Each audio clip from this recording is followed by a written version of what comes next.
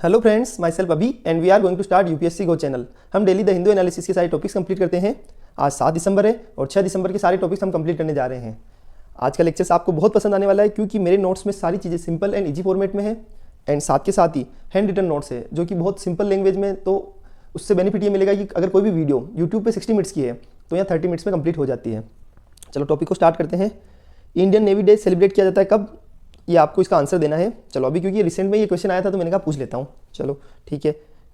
अभी देखो बहुत सारे आज तो आर्टिकल भी बहुत शानदार आए हैं। सबसे पहले ग्लेशियर यानी जो ग्लेशियर पिघल जाता है तो उससे रिलेटेड ग्लेशियर मेल्टिंग। तो अभी देखो glacier shrink 1 million a year in a decade WMO। तो इसमें क्या काम की चीज़ है? एक तो ग्लेशियर मेल्टिंग को समझना है, वर्ल्ड मीटरोलॉजिकल ऑर्गेनाइजेशन को समझना है, case for kidney scheme probe ordered against hospital यानी जो अपोलो हॉस्पिटल है, जो दिल्ली के अंदर अपोलो हॉस्पिटल है, जो बहुत ही प्रेस्टिजियस हॉस्पिटल है, उसके ऊपर मतलब एक यूके बेस्ड फर्म ने उन पर आरोप लगाया है कि ये किडनी का जो स्कैम करते हैं वो करते हैं। तो इस पर अभी तक कार्रवाई चल रही है। तो अभी देखते हैं देखिए क्या होता है आगे। बट हमारे लिए क्या काम की न्यूज़ है? हमारे लिए काम की न्यूज़ है इसमें कि हमारे लिए नोटो यानी national organ and tissue transplantation organisation, याद रखना वापस, national organ and tissue transplantation organisation, ठीक है। उसके बाद journey towards a plastic free world, इससे रिलेटेड डेटा भी आया है, उसको भी पढ़ना है। देखो ये, और डॉग बाइट से रिलेटेड कि भाई डॉग वैक्सीन क्या लगती है डॉग से रिलेटेड, तो रेबीज ये भी पढ़ना है। चलो देखते जाएंगे। अभी बहुत अच्छी न्यूज़ आई है, मैं आपको पढ़ाऊंगा, मजा आएगा आपको। तो अभी हम टॉपिक को स्टार्ट करते हैं। सबसे पहले 72 cubes 200 survivors alive for 48 hours, India builds world's first portable hospital. अभी इस चीज़ को समझो, ये न्यूज़ बहुत काम की है, पहले भी आ चुकी है और अभी भी ये न्यूज़ आ चुकी है। तो अब इस चीज़ को आपको समझने की जिम्मेदारी है।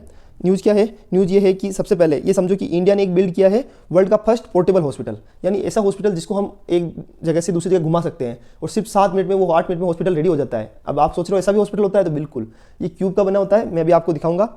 इसका नाम है आरोग्य मैत्री क्यूब। क्या नाम है? आरोग्य मैत्री cube, built under project Bhishma, यानी जो प्रोजेक्ट भीष्म प्रोजेक्ट है उसके अंदर बना हुआ है। भीष्म की फुल फॉर्म याद रखना बहुत इंपॉर्टेंट है क्योंकि ये क्वेश्चन यूपीएससी में आ सकता है स्टेटमेंट वाइज, तो थोड़ा समझ लो इस चीज़ को।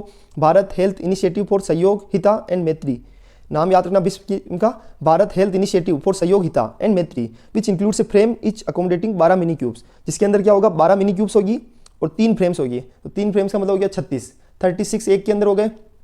टोटल कितनी क्यूब हो गई? 36। उसके बाद इस तरह के 2 क्यूब को जोड़ दिया जाएगा तो कितने हो जाएंगे? 72। तो 8 मिनट के अंदर ये रेडी हो जाएगा। मैं आपको इसकी इमेज दिखा देता हूँ।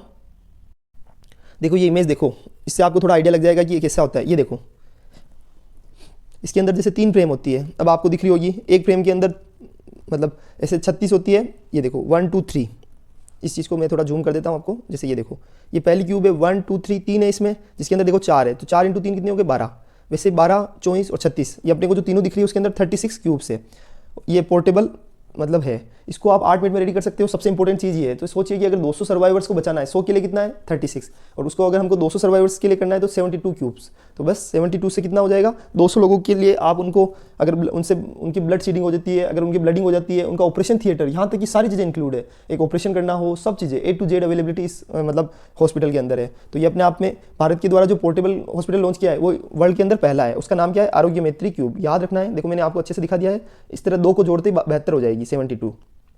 अब cage can fit in 36 mini cubes which is for 100 survivors, और डिजाइन अलाउ ज्वाइनिंग 2 केज, यानी ऐसी डिजाइन बनाई गई है कि 2 क्यूब एक दूसरे से जुड़ जाती है, जुड़ते ही ये 200 सर्वाइवर्स के लिए बन जाएगी। The project was publicly launched at the Medtech Expo at Gandhinagar Gujarat in August. अब इस चीज़ को समझो, इसको कहाँ पब्लिकली लॉन्च किया गया था? तो इसको मेडटेक एक्सपो एट गांधीनगर, यानी गांधीनगर जो गुजरात है उसके अंदर मेडटेक एक्सपो के अंदर इसको पब्लिकली लॉन्च किया गया था अगस्त महीने में, ठीक है। ये टॉपिक मैंने आपको बहुत अच्छे से समझा दिया है, तो ये बहुत इंपॉर्टेंट था इसलिए मुझे आपको बताना बहुत जरूरी था। अब ये चीज़ यूपीएससी में आ सकती है कि प्रोजेक्ट भीष्म के अंदर लॉन्च किया गया है आरोग्य मैत्री केज, इसको देख लो आप, आरोग्य मैत्री क्यूब बोला जाता है। और इसको कौन सा प्रोजेक्ट है? भीष्म प्रोजेक्ट, और भीष्म प्रोजेक्ट का नाम है भारत हेल्थ इनिशिएटिव फॉर सहयोग हिता एंड मैत्री। याद रखना है आपको, मैं इसको इसलिए बार बार प्रेशर कर रहा हूँ क्योंकि बहुत इंपॉर्टेंट है। इसका क्वेश्चन कम्पिटिटिव एग्जाम में, किसी वनडे एग्जाम में, कहीं पर भी आ सकता है। तो ये चीज़ बहुत इंपॉर्टेंट है, ध्यान में रखना, भूलना मत गलती से भी। चलो, glacier strength 1 million a year in a decade WMO, world meteorological organisation. तो हमारे लिए 2 चीज़ें काम की हो गई, एक तो ग्लेशियर मेल्टिंग। तो ग्लेशियर मेल्टिंग का मतलब समझते हो आप? ग्लेशियर का पिघलना। अभी मैं आपको इमेज दिखा देता हूँ ग्लेशियर्स की। ये देखो, ये ग्लेशियर दिख रहे हैं आपको। चलो अभी आपको ये तो पता चल गया होगा। अब धीरे धीरे जैसे जैसे टेम्परेचर बढ़ता जा रहा है वैसे वैसे बर्फ पिघलता जा रहा है, और जैसे जैसे बर्फ पिघलेगा सबसे बड़ा इशू क्या आएगा? सी लेवल राइज होगा, और सी लेवल राइज होगा तो आसपास की जो जगह है वो डूब जाएगी, ठीक है। तो ये अपने आप में बहुत बड़ा इशू है। तो अभी समझो, losing glacier at an fast rate, हम ग्लेशियर को बहुत ही तीव्र गति से लूज कर रहे हैं। 21% सी लेवल राइज हुआ इन 2 डिकेड्स, यानी पिछले 20 सालों के अंदर हमने 21% सी लेवल को बढ़ा दिया है। इसकी एग्जांपल देखो, इसकी एग्जांपल है एक तो ग्रीनलैंड आइस शीट, एक हिमालयन ग्लेशियर। ये ऐसे मतलब ग्लेशियर से जहाँ पर बर्फ भर भर के पिघल रही है, तो losing about 250 million tons of ice per year. और उसके अलावा हिमालयन ग्लेशियर में भी डिसअपियर हुआ है बाई 2100 सेंचुरी तक। जो हमारा 2100 सी है उस सन तक 2100 सन तक तो ग्लेशियर ही पिघल जाएगा, हिमालयन ग्लेशियर पूरे ही पिघल जाएंगे, क्योंकि इतना टेम्परेचर बढ़ रहा है। तो ये अपने आप में बहुत बड़ा इशू है।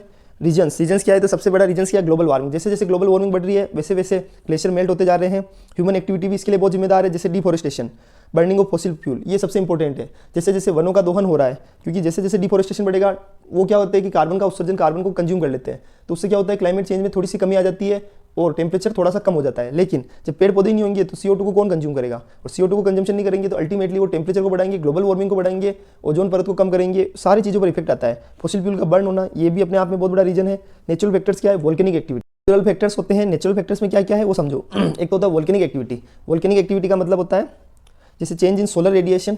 अब इस चीज़ को समझ लो साथ के साथ ही।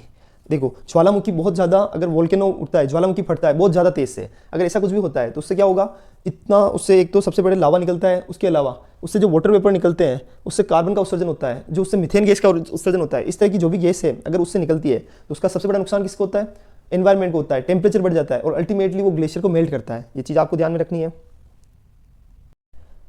अब इस चीज़ को देखो, मेल्टिंग ग्लेशियर के इंपैक्ट क्या होंगे। हमने ये तो देख लिया रीजन्स क्या होते हैं, लेकिन उसके इंपैक्ट भी समझ लो।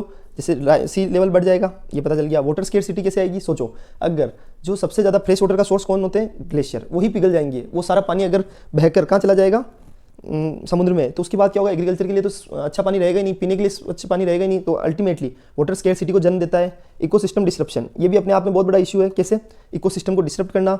पोटेंशियल फॉर नेचुरल डिजास्टर्स, या नेचुरल डिजास्टर्स के लिए बहुत बड़ी पोटेंशियल है। अब इस चीज़ को समझो कि क्या नाम है, क्या होता है। देखो एक तो होता है इकोसिस्टम डिस्ट्रप्शन। दोनों चीज़ों को मैं एक साथ इसलिए समझा रहा हूँ क्योंकि क्या होता है कि देखो अगर जैसे जैसे सी लेवल बढ़ेगा तो अब क्या होगा, उससे चक्रवात तूफान आने की संभावना बढ़ जाएगी, बाढ़ आने की संभावना बढ़ जाएगी। ये तो हो गया नेचुरल डिजास्टर्स। और इकोसिस्टम डिस्ट्रप्शन यानी ये हो गया कि अगर वहाँ पर कोई भी लोकल जो प्रजातियाँ रह रही है, जिनको रहने की आदत उसी ग्लेशियर्स में है या उसी जो मतलब आइस वाले एनवायरनमेंट में है, तो वो ठंडी जगह पर रहने वाले पशु या प्लांट्स गर्मी के अंदर नहीं रह सकते। अगर वहाँ ग्लेशियर ही नहीं होंगे तो वहाँ मतलब बर्फ वाला एनवायरनमेंट, या हम बोलते हैं कि कोल्ड एनवायरनमेंट नहीं होगा, तो वहाँ के जीवों का भी पतन हो जाएगा। ये भी ध्यान में रखना है। रिड्यूस एल्बेडो इफेक्ट, इसका मतलब ये होता है कि देखो अर्थ के पास एक एबिलिटी होती है। एल्बेडो इफेक्ट का मतलब समझो, अर्थ के पास एक एबिलिटी होती है कि वो सनलाइट को वापस स्पेस में भेज सकती है। और सनलाइट को अगर स्पेस में भेज सकती है, ये सबसे बड़ी कैपेसिटी किसके पास होती है, ये अर्थ के पास ऑटोमेटिक होती है, क्योंकि उनके अंदर नेचुरली ये सिस्टम है कि अगर सनलाइट ऊपर से आ रही है तो हम उसको वापस रिफ्लेक्ट करके ऊपर भेज सकते हैं। लेकिन अगर आप सोचिए कि ग्लेशियर ही नहीं होंगे हमारे पास, तो ग्लेशियर क्या वाइट परत होती है, तो उससे क्या होती है, उस वाइट परत से वापस सनलाइट को मतलब ऊपर भेजा जा सकता है। लेकिन जब ग्लेशियर ही नहीं होंगे तो वाइट परत होगी नहीं, उसके कारण क्या नुकसान होगा। कभी आपने देखा होगा कि छतों के अंदर वाइट पेंट किया जाता है। क्यों किया जाता है, ताकि सनलाइट को ऊपर से, सनलाइट नीचे से ऊपर चली जाए, वापस रिफ्लेक्ट होकर वापस ऊपर की ओर चली जाए। और आप देखना जिसके छत पर वाइट पेंट होता है, उन छत पर आप देखना उनके नीचे की साइड में जो अंदर की साइड में ठंडक रहती है उस घर के अंदर और उस मकान के अंदर। ऐसा क्यों होता है, क्योंकि वाइट रिफ्लेक्ट करता है, जो वाइट पेंट होता है वो रिफ्लेक्ट करता है किसको, सनलाइट को वापस एटमॉस्फेयर में रिफ्लेक्ट कर देता है। ऐसा तो ऐसा होता है, ग्लेशियर के कारण भी पॉसिबल है, लेकिन ग्लेशियर ही नहीं होंगे तो पॉसिबल नहीं होगा। इसके कारण अल्टीमेटली क्या होगा, सोलर रेडिएशन बढ़ेगा। सोलर रेडिएशन बढ़ेगा तो ये भी एक तरह से बहुत बड़ा दिक्कत है। सोलर रेडिएशन बढ़ेगा तो जो जैसे अंग्रेज है उनके तो बहुत बड़ा इश्यू आ जाता है सोलर रेडिएशन से। उनकी त्वचा इतनी मतलब नरम होती है कि उनको अगर बहुत ज़्यादा ग्लोबल वार्मिंग हो जाती है तो उनको सहन ही नहीं कर पाते हैं। ओजोन परत के अंदर जो होल हो रहा है उसके लिए सबसे ज़्यादा नुकसान किनको है, जो गोरे व्यक्ति होते हैं उनको सबसे ज़्यादा नुकसान होता है। अब स्ट्रेटेजी समझ लो, रिड्यूस कार्बन एमिशंस। सबसे ज़्यादा स्ट्रेटेजी को समझो, एक तो होता है रिड्यूस कार्बन एमिशंस, यानी कार्बन एमिशन को रिड्यूस किया जाता है। प्रमोट करता है एनर्जी एफिशिएंसी, एनकरेज करता है पब्लिक ट्रांसपोर्टेशन, प्लांट करता है मोर ट्रीज। अब ये चारों चीज़ों को देखो, सबसे पहले कार्बन एमिशंस की स्ट्रेटेजी अपनाओ, जैसे एफोरेस्टेशन करो, ज़्यादा से ज़्यादा प्लांट्स लगाओ। वो सब एक दूसरे से लिंक है कि ट्रीज को, प्लांट को बहुत ज़्यादा लगाओ। उसके अलावा एनर्जी एफिशिएंसी को बढ़ाना है कि हमको रिन्यूएबल सोर्सेज का यूज करना है ताकि कार्बन का उत्सर्जन कम से कम हो। पब्लिक ट्रांसपोर्टेशन को बढ़ावा देना है जिसके कारण CO2 का उत्सर्जन कम से कम हो, कम से कम हो ऐसा। तो इस तरह आपको ये सारी चीज़ें समझनी है कि अल्टीमेटली जो कार्बन का उत्सर्जन कम करेंगे वैसी एक्टिविटी को हमको लाना है। तो ये सब चीज़ें हमने समझा दी आपको, बहुत सिंपल है। और रिड्यूस वेस्ट एंड रिसाइकल, यानी जो वेस्टेज होता है रिसाइकलिंग उसको बढ़ावा रिड्यूस करो और रिसाइकलिंग को बढ़ावा दो। उससे क्या फ़ायदा मिलेगा, अगर कोई भी सामान पड़ा रहेगा तो उसके अंदर से मीथेन गैस रिलीज होती है, तो क्योंकि जैसे वेस्ट है तो वहाँ से मीथेन निकलती है। तो अगर हम वेस्ट को प्रॉपर्ली मैनेज करने लग जाए, रिसाइकिल करने लग जाए, तो दो बेनिफिट होंगे। एक तो सोर्स का यूज़ कर सकते हैं और एक जो मीथेन निकल रही है उससे रिलीज हो रही है उसको भी कम किया जा सकता है। डिफोरेस्टेशन को रिड्यूस करना है, एफोरेस्टेशन को बढ़ावा देना है, दोनों चीज़ें एक हो गई है।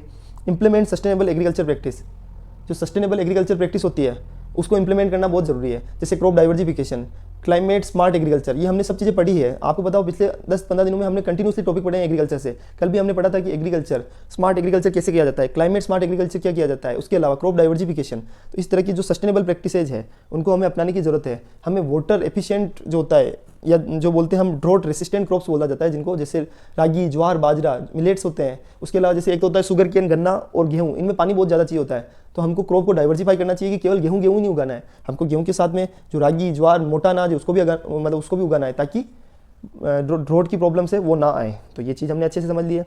बहुत शानदार टॉपिक है, देखो मन बना के पढ़ो।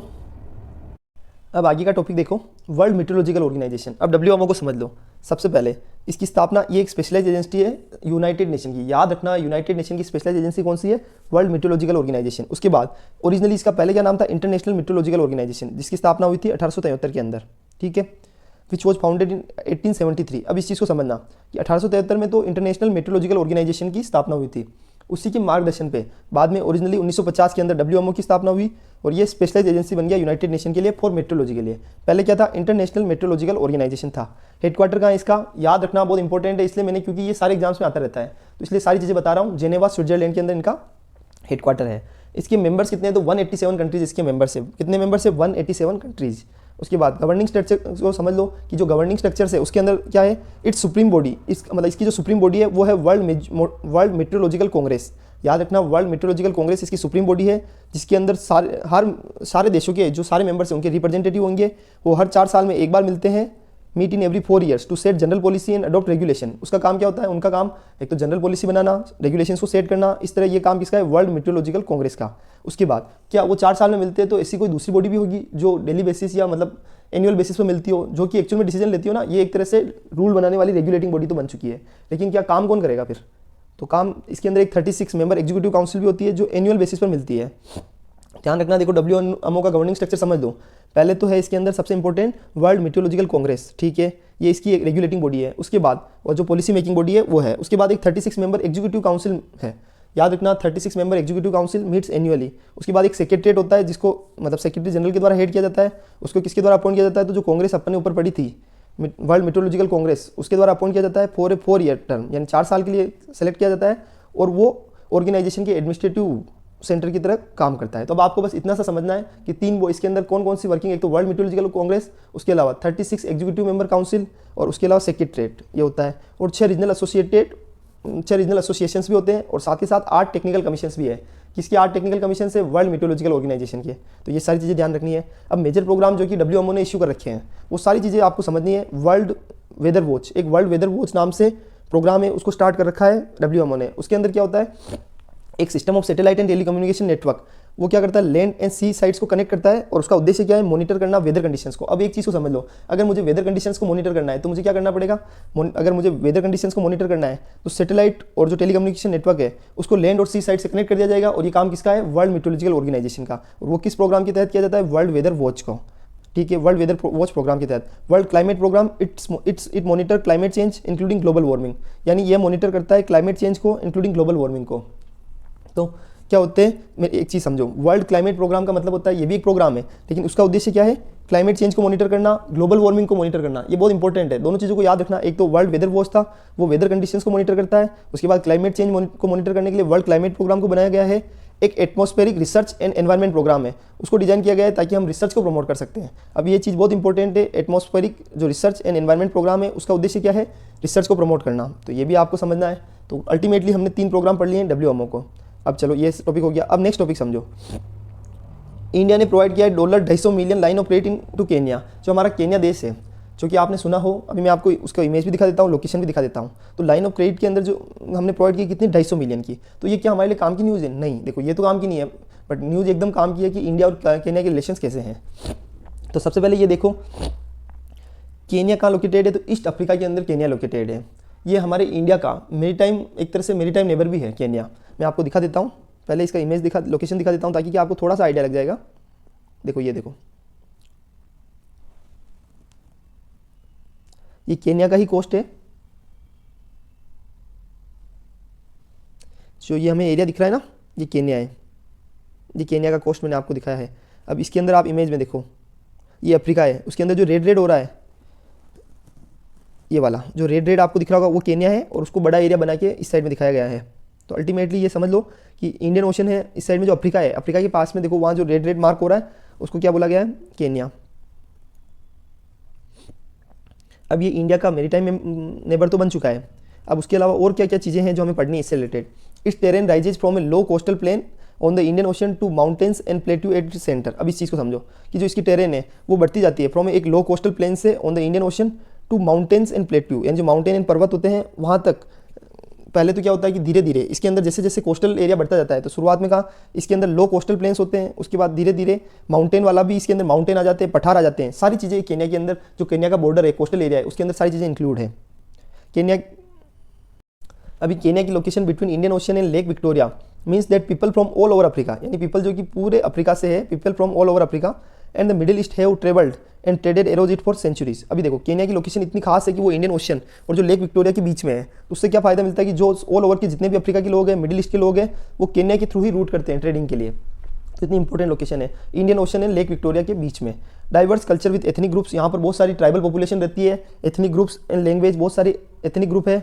उसके अलावा scientist think that northern Kenya and जो तंजानिया है may have been the original birth place of humans, और साइंटिस्ट ये भी मानते हैं कि जो नॉर्थन केन्या और जो तंजानिया है वो ओरिजिनल बर्थ प्लेस है किसका, ह्यूमंस का। ये बहुत इंपॉर्टेंट है, याद रखना कि ह्यूमन का ओरिजिनल बर्थ प्लेस किसको माना जाता है, केन्या को माना जाता है और तंजानिया को माना जाता है। उसके बाद one of the earliest human ancestors की जो मतलब हड्डियाँ पाई गई वो कहाँ पाई गई थी, वो केन्या के तुर्काना बेसिन, एक केन्या का तुर्काना बेसिन है, वहाँ पर हड्डी भी पाई गई, इंसान की हड्डियाँ सबसे पहले वहीं पाई गई है। इसका हेडक्वार्टर कहाँ है केन्या का, तो United nation office at Nairobi Kenya, यानी केन्या का हेड क्वार्टर बोल सकते हैं या कैपिटल के टाइप बोल सकते हैं, उसको बोला जाता है नैरोबी, नैरोबी याद रखना, ठीक है। इंडियन केन्या, अब इंडियन केन्या की रिलेशनशिप देख लो। Historical linkage rooted in the well documented trade in species, यानी सबसे मेन चीज़ होती है जो स्पीसीज होती है, जो मसालों के अंदर, इसका बहुत ज़्यादा ट्रेडिंग की जाती है भारत के साथ में। हम भारत में जब आपको पता है कि अंग्रेजों के साथ भी मसालों की खेती बहुत की जाती थी, और उसके बाद इंडिया की जो मसालों की खेती है वो किसके साथ सबसे ज़्यादा मतलब केन्या के साथ शुरुआत से मसालों की खेती की जाती है। India has long establish connection with the African union, African union का भी हमारा बहुत अच्छा कनेक्शन है, और अभी हमने अफ्रीकन यूनियन को G20 का 21वां मेंबर बनाया था, वो भी भारत के अथक प्रयास से हुआ था। तो उस अफ्रीकन यूनियन का मेंबर कौन है, केन्या, और वो भी एक्टिव मेंबर है। उसके बाद इंडिया का मेरीटाइम नेबर है, सबसे इंपॉर्टेंट चीज़ तो ये है।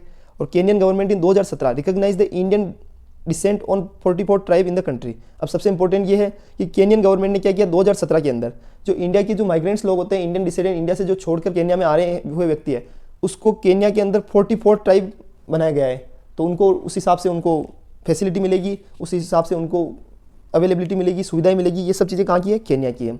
ये सब 2017 की बात है। तो ये सारी चीज़ें मैंने आपको बहुत अच्छे से समझाई है। अब चलो नेक्स्ट टॉपिक समझ लो, case for kidney scam probe ordered against hospital. तो ये तो मैंने न्यूज़ तो दिखाई दी थी, लेकिन अब क्या इंपॉर्टेंट चीज़ है उसके अंदर, नोटो, नेशनल ऑर्गन ट्रांसप्लांटेशन। अभी मैं आपको समझा रहा हूँ नोटो को, तो अभी दिखाता हूँ मैं आपको। पहले मैं आपको वो दिखाऊंगा, उसके बाद दूसरा काम करेंगे। देखो टोटल 58,000 ट्रांसप्लांट हुए हैं लास्ट 5 साल के अंदर। देखो 2018, 19, 20, 21, 22 टोटल ट्रांसप्लांट कितने हुए, 10,340, 12,666, इस तरह का ये सारा डेटा दे रखा है मैंने। उसमें से लिविंग डोनर ट्रांसप्लांट होते हैं और एक डिसीज डोनर ट्रांसप्लांट होते हैं, यानी एक आदमी की जिसकी डेथ हो गई है वो अपने अंग को दान दे देता है, और एक आदमी ऐसा होता है जो कि जिंदा है लेकिन उनके परिवार वालों को किसी को जरूरत है, जैसे कि कोई वाइफ है या किसी के हस्बैंड को जरूरत है, या हस्बैंड है उसकी वाइफ को जरूरत है, तो वो अपनी एक किडनी उसको डोनेट कर देते हैं इस तरह। तो इसको भी डोनर ही बोला जाता है, living donor transplant.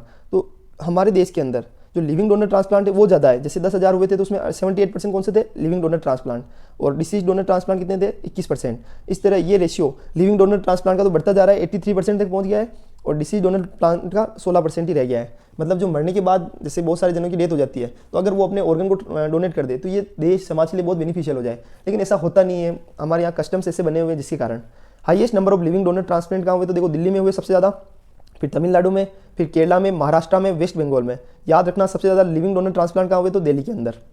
Highest number of disease donor transplant कहाँ हुए हैं, ये तो लिविंग समझ में आ गया, डिसीज तो तमिलनाडु में, उसके बाद तेलंगाना में, कर्नाटका में, फिर गुजरात में, फिर महाराष्ट्र में, और उसकी नंबर्स कितने हैं, 555 है तमिलनाडु के अंदर।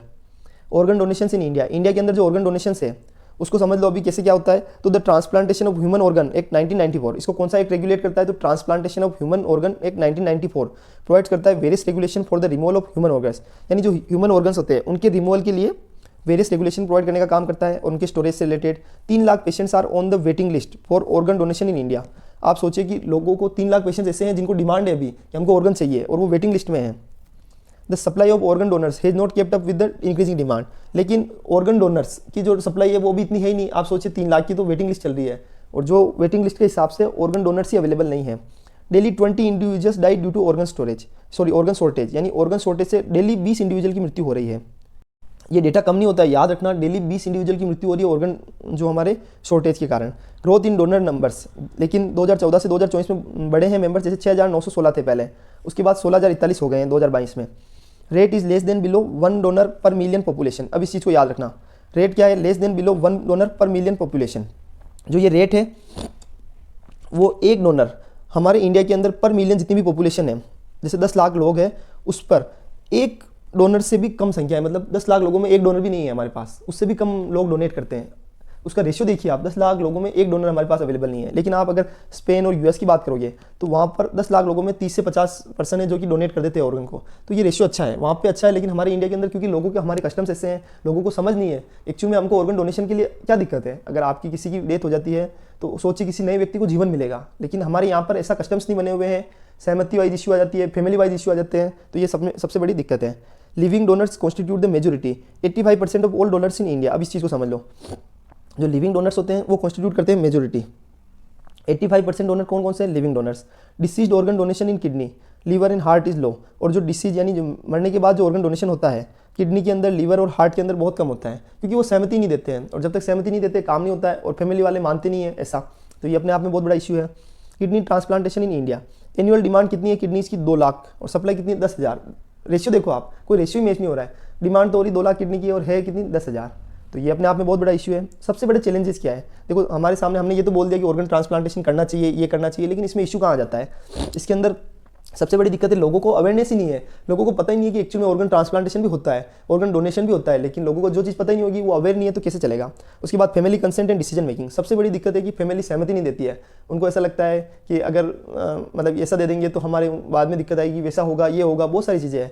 तो जो फैमिली डिसीजन मेकिंग और कंसेंट भी नहीं होती है। उसके बाद organ trafficking and black market, सबसे चीज़ खास ये है कि ऑर्गन को ट्रैफिकिंग करना। अभी उतना ज़्यादा ब्लैक मार्केट चल रहा है ऑर्गन ट्रैफिकिंग का, जो इसका मतलब स्मगलिंग होती है, ये सारी चीज़ों के लिए, और जो ब्लैक मार्केटिंग होती है, ये भी अपने आप में बहुत बड़ा चैलेंज है।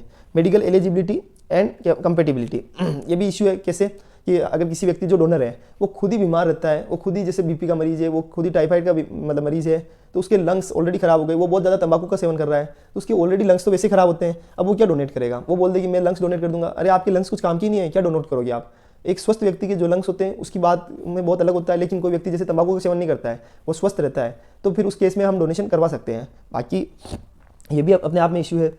इंफ्रास्ट्रक्चर का इशू सबसे बड़ी दिक्कत है कि लोगों को अभी पता ही नहीं। जैसे क्या होता है कि ऐसा मैंने सुना है, देखो मुझे भी एक्चुअल में इसकी पूरी जानकारी नहीं है, कि जैसे क्या होता है कि जैसे हार्ट होता है तो वो 5 से 6 घंटे तक ही रह सकता है जीवित। एक तरह से अगर आदमी की डेथ के बाद भी 5-6 घंटे तक जीवित रह सकता है, तो उसको 6 घंटे के अंदर दूसरे जो मतलब बॉडी है उसमें ट्रांसफ़र करना पड़ता है। तो हमारे पास वैसा इंफ्रास्ट्रक्चर भी नहीं है इंडिया लेवल पर कि जैसे वो हार्ट है, उसको अगर किसी डिसीज व्यक्ति के हार्ट को निकाल दिया गया है, उसको क्या किया गया है, उसको प्रॉपर निकालने के बाद इसी जगह इंफ्रास्ट्रक्चर हो जिसको स्टोर करके रखा जा सके, भले 2-3 दिन, 4 दिन, 5 दिन, जिससे दूसरे को चांस मिल सके, कोई आदमी को अगर हार्ट चाहिए तो वो सेटिंग हो जाए। लेकिन ऐसा पॉसिबिलिटी नहीं होती है। उसके अलावा violet the traditional rule of medicine, और ये क्या करता है? ट्रेडिशनल रूल ऑफ जो मेडिसिन होती है उसको वायोलेट करता है। अगर एक हेल्थी पर्सन इल और वीक हो सकता है, कैसे? आप सोचिए एक व्यक्ति के पास 2 किडनी है, वो आराम से डेली बेसिस पे दौड़ सकता है, घूम सकता है, मजे कर सकता है, लेकिन अगर उसके पास 1 किडनी होगी तो वो घूम भी नहीं सकता है। थोड़ा सा तो उसकी बॉडी पर डिफरेंस आ ही जाता है ना। तो ये अपने आप में बहुत बड़ा इशू है। तो violate the traditional rule of medicine, a healthy person can be ill और वीक।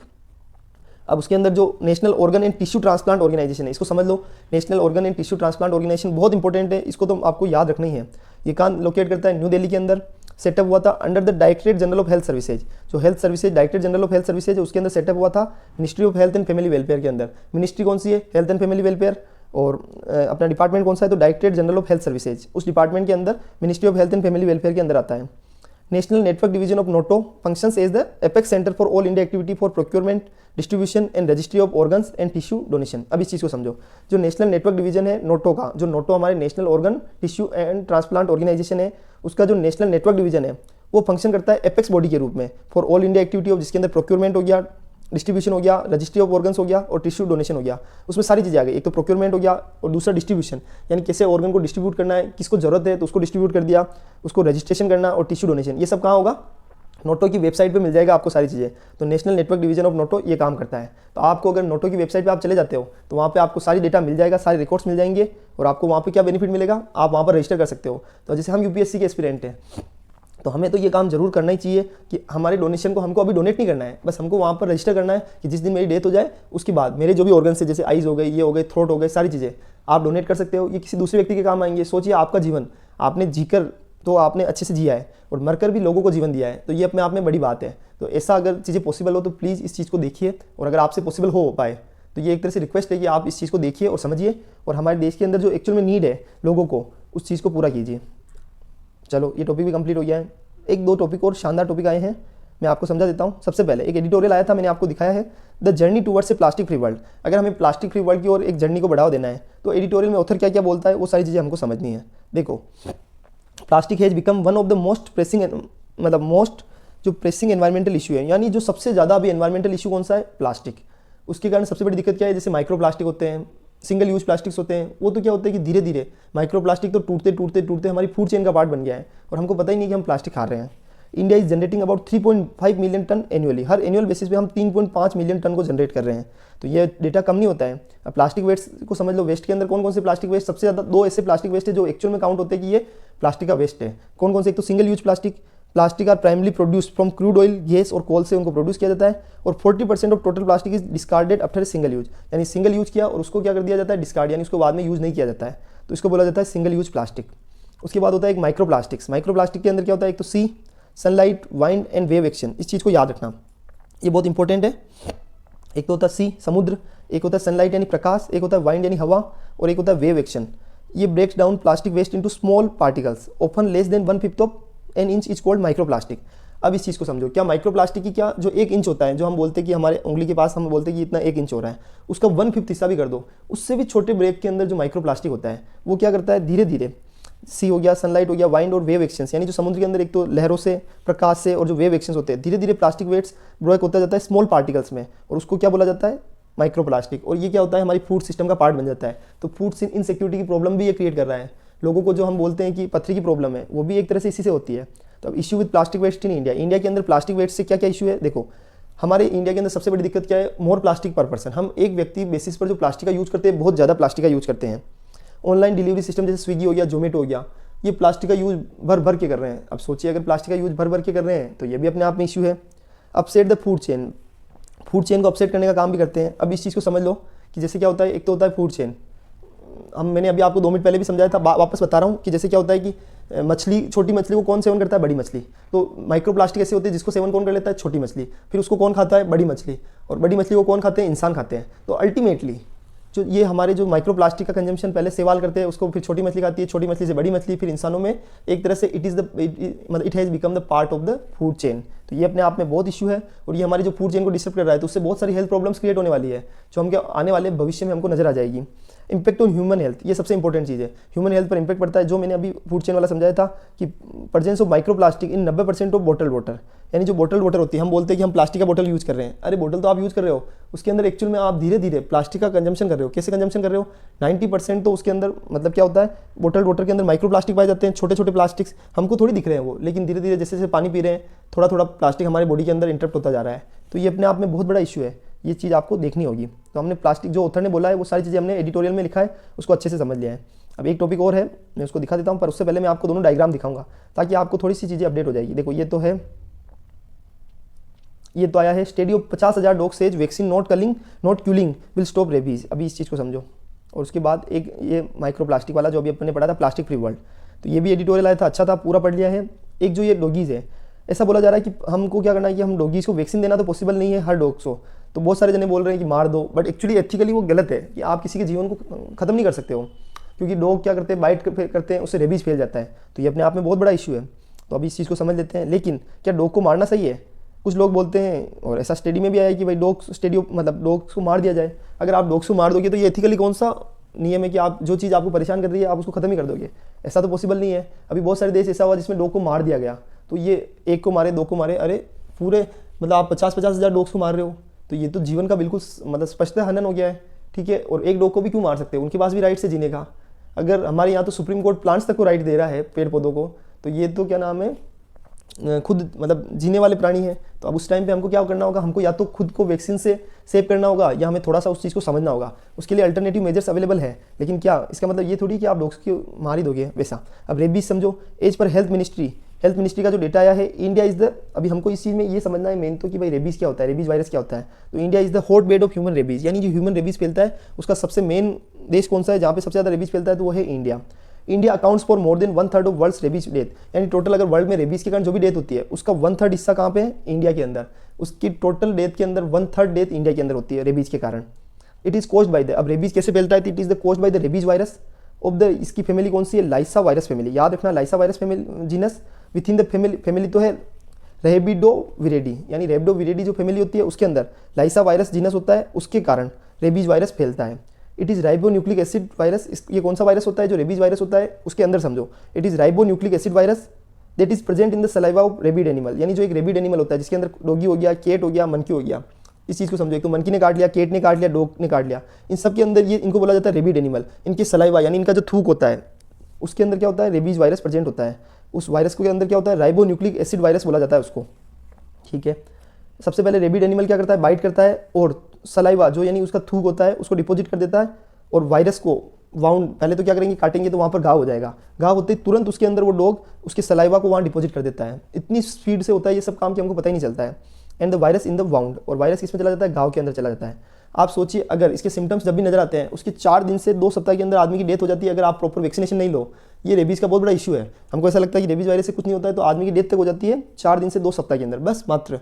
और सिम्टम्स नजर आने में भी कितनी बार तो टाइम लग जाता है। सिम्टम्स क्या होते हैं, 4 days to 2 years, कितनी बार, मतलब 4 दिन से 2 साल तक के साइंस, यानी इतना टाइम भी लग जाता है रेबीज सिम्टम्स दिखाने में। अब आप सोच रहे हो कि 2 साल लग जाते हैं तो क्या आदमी की डेथ नहीं होती। अरे देखो उस केस में क्या होता है कि देखो बहुत सारे लोग तो ऐसे होते हैं जिनमें एक्चुअल में रेबीज वायरस ही नहीं होता है। सबके अंदर इतना खतरनाक रेबीज वायरस नहीं होता है, किसी के अंदर थोड़ा होता है, किसी के अंदर ज़्यादा होता है, ऐसा होता है। तो अगर कोई डॉग जिसके अंदर रेबीज वायरस ज़्यादा है तो उससे आदमी की इंस्टेंट डेथ हो जाती है 2 सप्ताह के अंदर, 4 सप्ताह के अंदर। लेकिन कोई ऐसा इंसान है जिसके अंदर रेबीज वायरस है तो सही लेकिन कम है, इस चीज़ को समझना।